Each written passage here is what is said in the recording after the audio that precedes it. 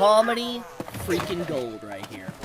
I love how despite everything, this whole sequence and all that, despite it obviously being a mimic, Frieren still falls for the oldest trick in the book, a mimic. It's just...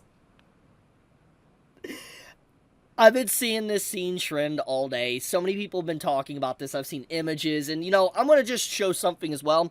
Here's the comparison, okay? Like, you have, like, this is the manga panel of this scene, and then, obviously, we have this scene of, you know, Fern trying to pull Frieren out. I really do think that that manga panel was done just so much justice with the anime. It's just so funny. It's such a funny comedic gag, and I love how this comedy gag got some weight to it, some backstory, and actually it just went full circle, and it actually has some significance to Frieren as a character. I think it's nice. I love it when stories have comedy become super important. So let's dive headfirst into that. So, why did Frieren open up this chest? Why did she clearly open up a chest in a dungeon full of traps that would literally kill you in a second, with a dungeon that can duplicate mages perfectly? Why would she dare open up a chest that's clearly a mimic? Well, she said it herself. She literally said that there is a chance, even if it's a 1% chance, for the chest to have an ancient magical item like a grimoire. And so because of that, she decides to open it up. She says these searching spells that, you know, I love this, I love the transition, but there's searching spells, and they're not 100% accurate. 99% it is correct, but the 1% it could be something else entirely, aka a grimoire or an ancient item. And so because of that, Frieren's like, well, if I don't check, then we'll never know.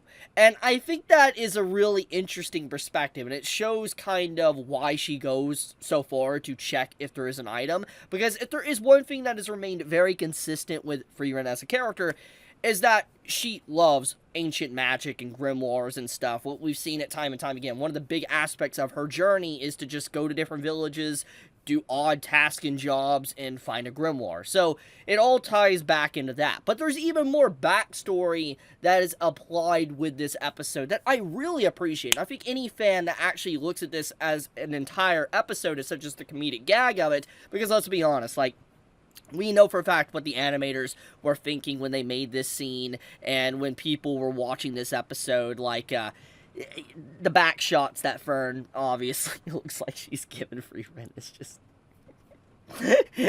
yeah. I'm not going to go any further, but let's get the context here. So basically, everything comes back to Himmel, the hero. And I think that this is so fitting, because up until this very point in the story, we always assumed that Frieren just had a bad habit of opening up chests, getting eaten by a mimic. That we assumed that this was just a habit she formed, and it was always there. It wasn't someone like Himmel or anyone else causing it. It was just something Frieren did. Because we saw a scene, like in the first episode, or the first few chapters, of just Frieren in that situation, and Himmel and them were potentially going to leave her there because it was just so messed up and pathetic. But we kind of find out the reason why Frieren is like that is because Himmel mentions the sense of adventure, dungeons, etc. And Himmel's like, you know, we can't go down to the second floor because we need to explore the whole floor before we do. There could be ancient items, potions, magic, whatever. We need to see everything this dungeon has to offer before we go down to the next floor.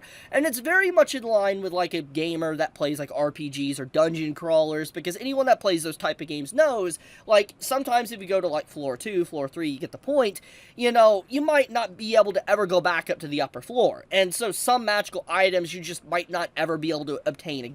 So Himmel uses, like, gamer logic, and it's like, we can't go down, we got to explore everything, sense of adventure, and he entices Frieren to be on board with him by saying there could be ancient grimoires here to discover. And so because of that, that led Frieren to eventually discovering mimics, and obviously led to the situation where she's getting eaten by mimics. And so, all full circle. I love that comedic gag has so much weight now, and it ties back to Himmel, and we know how Frieren feels about him, and how she has, like, this love for him. She realizes how much she does love him, and how much he loved her, and it makes a lot of sense that she enjoys dungeon crawling, or at least exploring chests, because every time she does that, it reminds her of her time in the hero party. So yeah, there's just a lot of significance there. It's very beautiful, honestly. All jokes and comedy aside, it stems back to everything, the origin point that really changed Frieren's life for the better.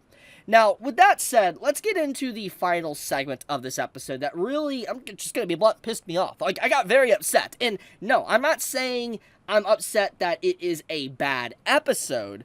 I'm upset because of this cliffhanger. This cliffhanger is just outright brutal. Because as soon as we started seeing duplicate mages popping up, my mind instantly started thinking about the potential possibility of Frieren having a duplicate. But I was like, could that even be possible? Because we've all seen Frieren's capabilities, of what she's capable of. She's killed a demon by basically just saying, "in yourself." That's what she did to a demon. They died. And this was a 500-year-old demon, like a scary demon that everybody was terrified of. And Frieren just did something like that. She designed magic just specifically to kill demons. She's scary. And she was called Frieren the Slayer. She, is someone that has mastered a lot of magic. She was a part of the hero party that took down the freaking Demon King. And I want to remind everybody, I don't think I need to, but let's remind everybody, a Demon King in a story, especially a fantasy story, is basically the final boss. The final boss, okay? There is, usually nothing stronger than that. The only thing that usually is stronger than a Demon King, if we're talking about story logic, is gods.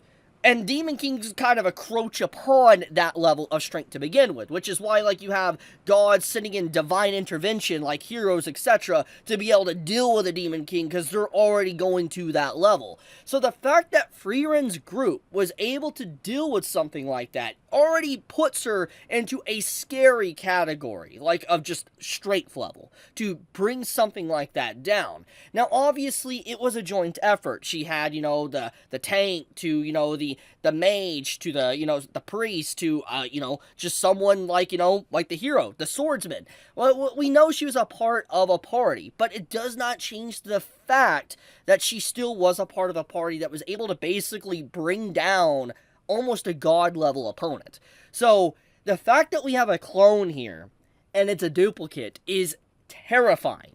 Because from what has been described by Dinkin himself earlier before this scene happened, is that there is perfect replicas. They know the different magic techniques and different spells and stuff. They perfectly are able to intertwine these different magics in a way that the normal was able to do. And it seems like maybe even the memories are still there, and even maybe their personality. Now, that is something that is questionable. If the personality and memories of these clones are there, that could lead to some potential possibility of these clones or duplicates, fighting back against hurting others, etc., of their good nature. But, so if a mage is capable of perfectly replicating these mages, and Frieren hypothetically is perfectly replicated, they're definitely so strong, in fact, that they probably have restrictions in place to where the personality of the clones don't kind of come out. They're able to perfectly keep them in control for they don't turn against the caster.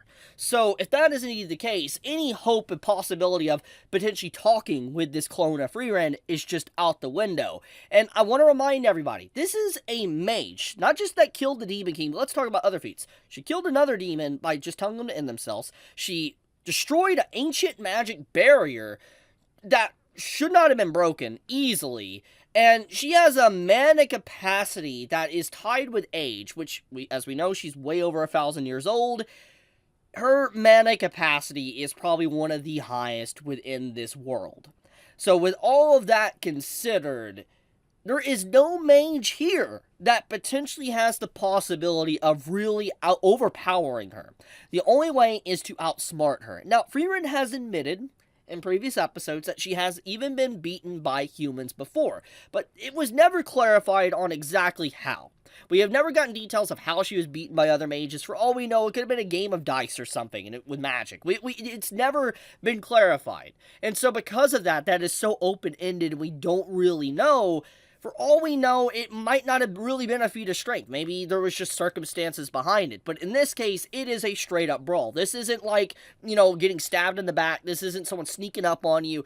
This clone knows they're there and is in attack mode. And so, someone's probably going to die. And I'm going to be blunt here. I hope it's not Denkin. He's easily one of my favorite characters, like my side characters for this story, and I would hate to see this man die, but judging by his personality and how he is in these episodes since his introduction, he is definitely someone that would lay down his life for everyone else. So let's not hope that it comes to that. Hopefully, like, Fern or Frieren is able to come in and fight her clone, which, oh my goodness, that would be kind of cool.